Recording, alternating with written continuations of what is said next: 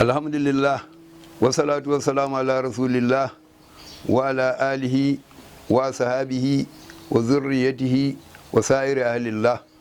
Amma badu, Allah ya maido mu sati na uku, karatu na uku, za mu ci gaba daga inda muka tsaya da taimakon Allah. To ranar mun tsaya cewa mujaddidu ibn taimiyya ya yi aiki ya ragargaza manyan kafirai tattaru, har mu taho ainihin mujaddadanci ya ƙara matsowa, ɗaruruwa sun shiga, hatta kai ga su imamu suyudi wanda ya zo nan katsina ya karantas, hatta kai ga imamul mugili shi ma ya zo nan katsina ya karantas.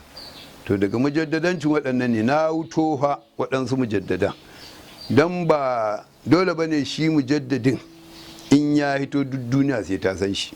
A'a, zai zo Allah zai tado inda aka ga abu ya rikici, Allah da rahama ta kuma Allah ya ji kansu sai tado musu.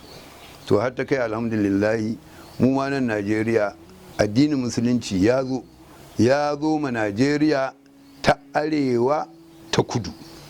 Addinin musulunci ya zo ma Najeriya ta arewa ta kudu arewa maso yamma.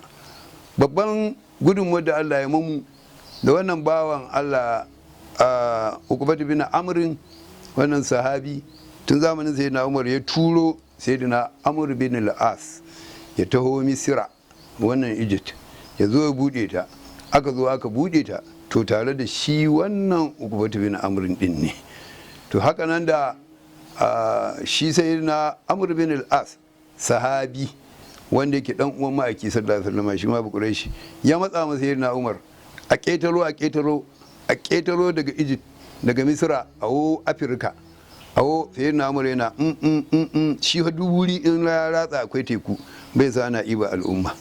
To da Allah ya yi ma sayyidina Umar ajali, sayyidina Usman ya hau, sai Amr bin al-As ya samu wata dama, sai turo yaƙi ya naɗo shi wannan Uqbatu bin Amrin ɗin, sai ya yamma daga Misira, sai ya zo Tunas wannan tamu, ita ce farkon da aka samu sunan Ifiriqiyatu, wato Afirika kenan. Turawa da suka zo maimakon Ifiriqiyatu da larabci sai suka ce Afirika. To amma Afirka ta taso tun daga Misira. To daga aka zo da ya zo Tunas, ya zo nan wurin ya kwaso sojoji na musulunci, ba abinda suke siyan musulunta da musulunci, saboda sannan yan karin kako kawai yamman nan ba zancen musulunci, duk kafirai ne iri san haja wane ne kahin a shiga Faransa ma, duk iri duk gasu nan, barbar san hajawa wane ne kazamai majusawa. Musulmin nan suka yi ta da'awa, suka yi ta lallaba su, wasu a lallaɓe su da karantarwa da lallashi da ta menene da gudunmuwa da ɗabi'a mai kyau su musulunta. Su kan sun suka ga irin yadda ɗabi'a da musulmi ke yi, ce wani irin mutane da kyakkyawan hali haka, wani sai musulunta ta haka. Wasu kuma su ƙi sai su nemi masu kashewa ma za su yi, masu kiran sun ma sai a nemi kashe su za a yi. To sai su kare kansu. To garin kare kan nan ne fa da kuma sa ɗaukaka kalmar Allah ta zan ita ke sama. Tunda Allah shi da halicce mu dinnan, kun ga can farkon karatu ha na wace Allah ya ce ho ma khalaqatul jinna wal insa illa liya'buduni, dan habauta yayi mu, dan habauta. Shin wanda ya zo ya ce ka zo kai wannan aiki wanda ya ka dan shi ya mike da shi, to wannan shi ke sa har ta sarke da tsakanin sahabbai da kuma musulmi baki ɗaya da wa'anda suke kafirai ne. To haka suka yi ta yi, aka yi ta yi. Uqbatu bin Amr ya ta bude kasashe daga Tunas, ita ce Ifiriqiya, ya taho ga hannun su Libya, su ina ne Jazair, waɗi ya taho haka tun ana Afirka to jejen laraba har ya kwanto wajen ba ta larabawan ba, ganan.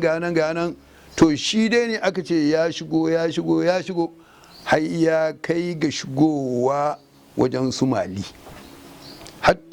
yakin su har ya zo na sahabbai, har ya zo wajen su Mali. To nan wajejen ne sai ya yi aure shi Uqbatu bin Amrin din nan, sai da wasu irin mutane iri ga su nan, amma ba zancen musulunci, sai dai musulunta da su da ake ta yi. To sai suka jitu da sarkin wannan gari inda suka zo, sarki ya musulunta kuma ya ji daɗin zama da waɗannan bayan Allah tabi'ai, yanzu sun zama tabi'ai saboda sabon sun ƙare, ya ji daɗin zama da su, sai ya kawo ɗiya. Shi wannan sarki sai ya ba sayyidina Uqbatu bin Amrin, da yawa Uqbatu bin Amrin ɗiya, suna ana nan sai Allah ya ba ta rabo. Wannan ɗiya ta sarki da ta auri wannan sahabi sai ta haihuwa 'ya'ya. To duk wani bafillacin duniyan nan, duk bafillacin duniyan nan tun daga ire-iren mu din, ko tun daga na Shehu Usman din Toran Kawal har zuwa Mallawan Hawwa ne har zuwa Dallazawan Hawwa ne, inda bafillaci ne, to asalin 'ya'yan wannan sahabi ne Uqbatu bin Amr. Da haka mu Fulani alhamdulillahi shukran lafaran muke godiya ga Allah, muke godiya ga Allah. Muna cewa in kai da larabawa in dai dangane ne, in kai da larabawa kai da dangane inda annabawa da manzanni za su hito, to ba ka da dangane irin Fulani, babu sai dai a sha. Laraba na cewa minal masu abin damuwa abin bakin ciki, kuma sai ga wata darjewa ta afko kuma yanzu wajen Fulani, wadda muna nan muna ta roƙon Allah, muna roƙon Allah da falalate da rahmashi, Allah yadda ya darzar da su Allah ka daidaita su. Wannan musibu da suka afku cikinsu, suka afka al'umma cikinsu, Allah ka daidaita mu musu. Yaƙin ya kai ba a iyawa sai a mu Allah, a dawo mu Allah. Allah inda rabon ka daidaita wannan bayi naka Fulani 'yan uwanmu, zuri'ar sahabi Allah, ga su sun fanɗare sun lalace, Allah ka gyara su, Allah ka daidaita muna su, Allah ka daidaita mu baki ɗaya. Allah in kuma ba haka ka so da su ba, to Allah ka tsaida mu wannan fitina, Allah ka mu maganin su, ka tsaida mu wannan fitina. To shikenan duk Fulani nan suka hito, to daga nan ne har aka samu ainihin Torankawa ɗin. To dama na taho da haka ne dan in zo inda aka samu Shehu Usmanu. To alhamdulillah gashi yanzu na zo, sai in ɗauko littahi in ciro tun daga can, ko kuma a dace, in aka dace tun daga can daga Uqbatu bin Amrin, to sai an yanke. Kowa da ya san shine kakanmu mu Fulani. Uqbatu bin Amrin shine kakan Hilani. To daga nan sai aka haihuwa, sai aka yaya, aka samu Shehu Usmanu ta gammadahu Allahu bi rahmatihi, shi kuma ya hito. To daga nan sai mu ce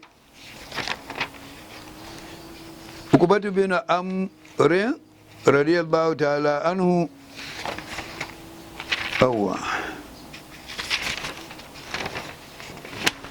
To aka taho ya haihuwa ne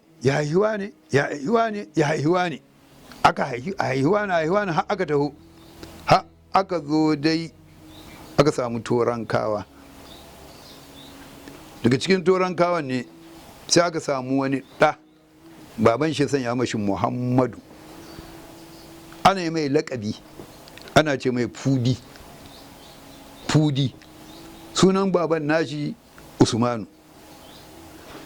Shi kuma Usmanu ɗin, wato kakan shi kenan, shi Usman ɗin Fudi sunan kakan shi aka samu shi. To alhamdulillahi wannan karatu na wannan sati ya ƙare.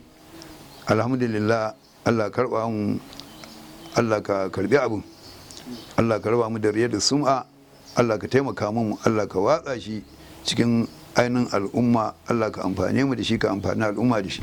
Kuma insha Allah tabaraka wa ta'ala sai sati na sama za mu ci gaba ga daidai inda dama za mu miƙe ƙafa wajen mu daddaji Shehu Usmanu ɗan Fodiyo rahmatullahi ta'ala alaihi. Wassalamu alaikum wa rahmatullahi ta'ala wa barakatuh.